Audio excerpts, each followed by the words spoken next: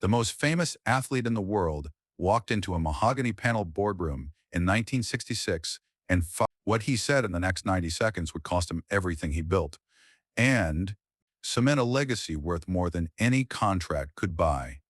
The men waiting for him represented the United States Treasury Department, Madison Avenue's most powerful advertising agencies, and a war effort that needed heroes. They had briefcases filled with contracts. Muhammad Ali had a single sentence prepared. Spring, 1966. America was hemorrhaging young men into the jungles of Southeast Asia, nearly 400,000 troops deployed. With escalation accelerating weekly, the Johnson administration faced a public relations crisis, campus protests multiplying, draft card burnings televised nightly, folk singers turning war into anthems of resistance. The Treasury Department needed what wars have always needed: symbols that make sacrifice feel noble. They needed someone whose face could move metal, whose name could sell bonds, whose fists had already sold millions of tickets. They needed the heavyweight champion of the world. But the man they invited to New York that spring morning wasn't the fighter they thought they knew. Ali had recently joined the Nation of Islam, a transformation dismissed by many as publicity stunts, but which ran deeper than his public persona suggested. His birth name, still printed on most contracts, felt like a costume he'd outgrown. The new name, the new faith, the new understanding of his place in the world had created a different kind of fighter. The men in that boardroom were about to discover what happens when you offer millions to someone who's already renegotiated his relationship with America itself. The Treasury official leading the meeting was a man named Harold Peterson, 53, gray-suited, with the careful diction of someone who'd spent 30 years in government service. Peterson had lost a nephew in Da Nang 2 months earlier, a Marine, 20 years old, who'd written home about monsoons and mud and a village name no one in Indiana could pronounce. The boy's letters had grown shorter, harder, before they stopped entirely. Peterson kept the last one in his desk drawer, the envelope stained with something that might have been rain or might have been tears. To secure the champion's endorsement for war bonds, Peterson felt something like purpose returning. If this campaign could fund better equipment, better medical care, maybe other nephews would come home. His motivations were personal, which made them dangerous. He genuinely believed he was saving lives. Ali arrived alone. No entourage, no manager, no lawyer. He wore a dark suit that made him look older than 24, more preacher than prizefighter. The room held 8 men. Peterson, 3 agency executives, 2 Treasury officials, a stenographer, and a photographer who never got to use his camera. The air conditioning hummed.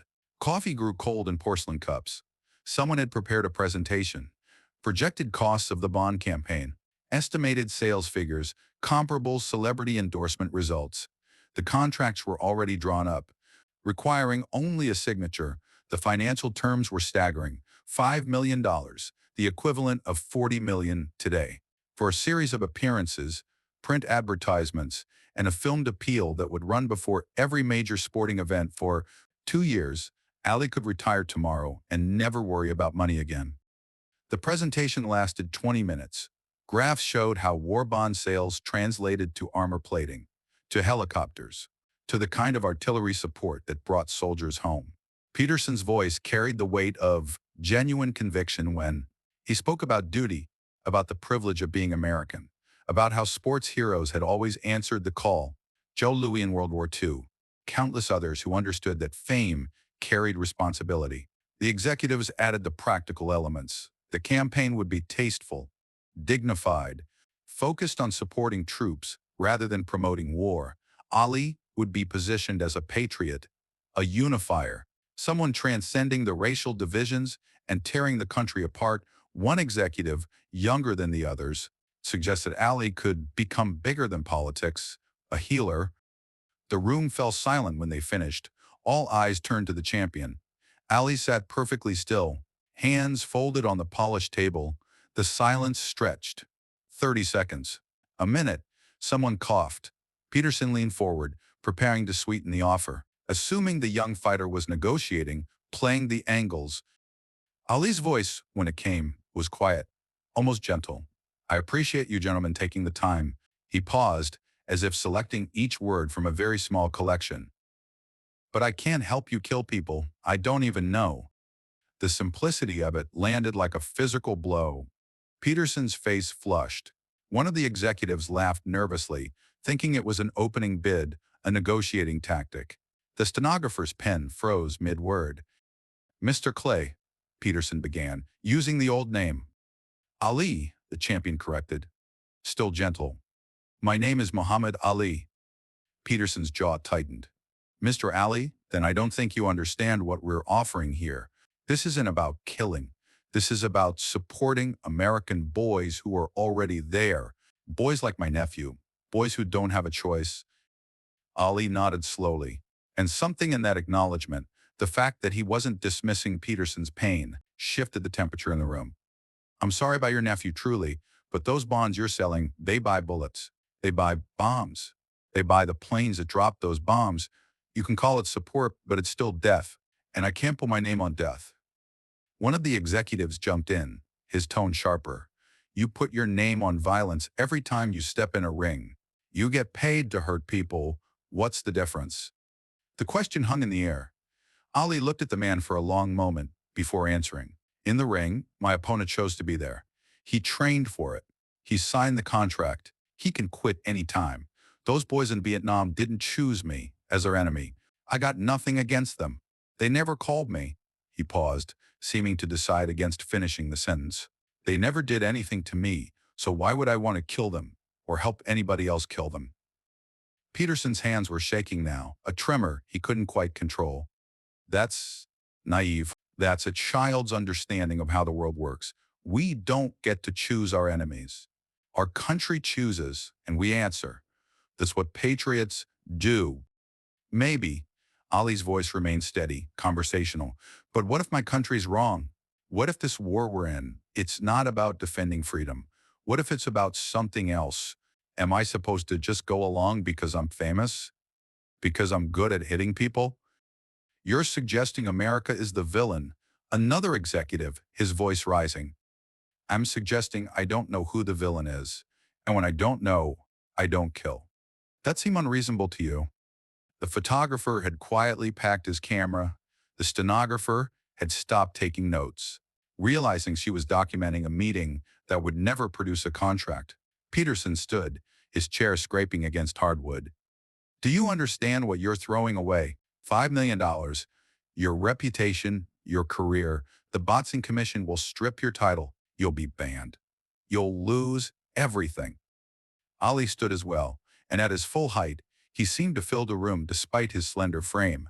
Mr. Peterson, I already lost everything once. I lost the name my parents gave me when I figured out it was a slave name. I lost the idea of America I grew up with when I saw how it treated people who looked like me. What you're offering me, it's not everything. It's just money. And I can't buy back my soul once I sell it. The silence that followed was different from the earlier one. This silence had weight, had texture. Several men looked away. The youngest executive, the one who talked about Ali becoming a healer, stared at his hands.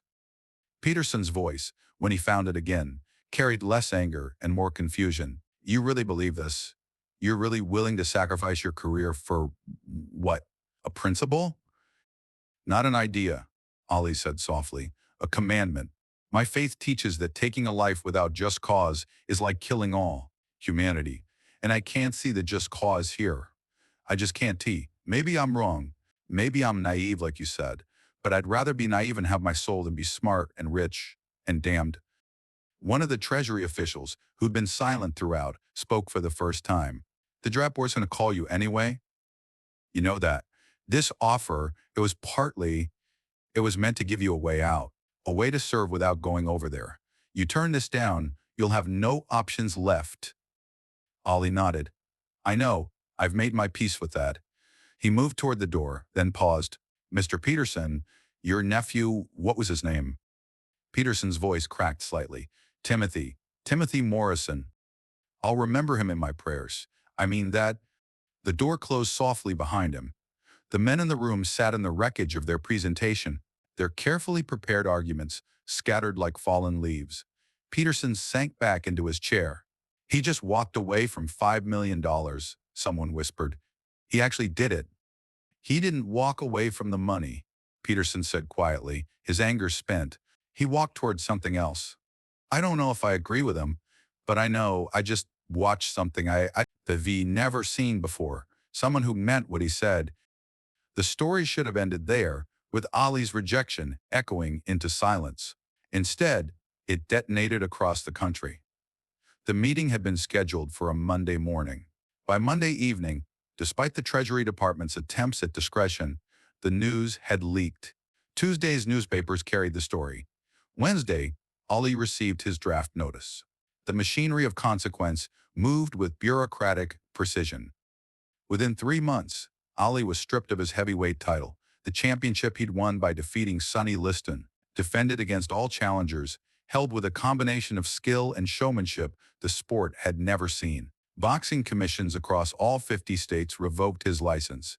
He couldn't fight professionally anywhere in America. The man who'd been the most electrifying athlete in the world at age 24 became, by age 25, unemployable in his chosen profession. But something unexpected happened in the years that followed. Harold Peterson left government service in 1968 as the war he'd supported metastasized beyond anything his nephew had fought in. He spent his retirement writing letters to newspapers, speaking at small anti-war gatherings, telling anyone who'd listen about the morning he'd offered Muhammad Ali $5 million and learned what principle looked like in his personal papers. Discovered after his death in 1984 was a worn photograph of Ali and a handwritten note. The man who taught me that saying no to power is how you say yes to truth. The college students burning draft cards started wearing Ali's face on their t-shirts.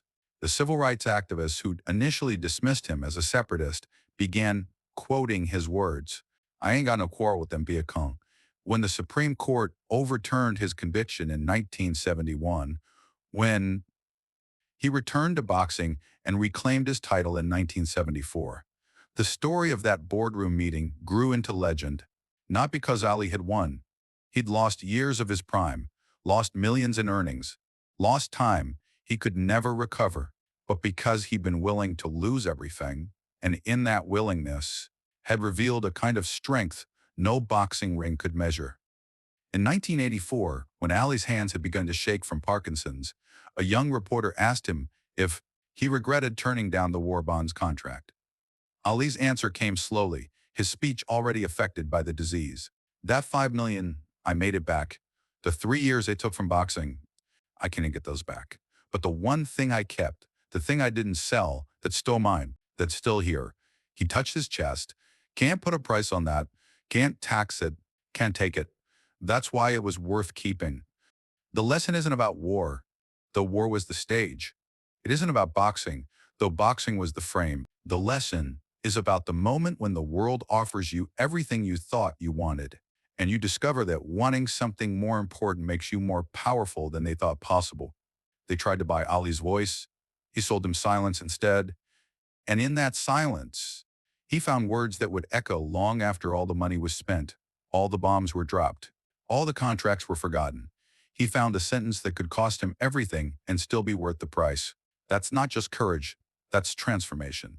And it's still teaching us, decades after that boardroom went quiet, how to recognize the thing worth keeping when everything else is on the table waiting to be sold.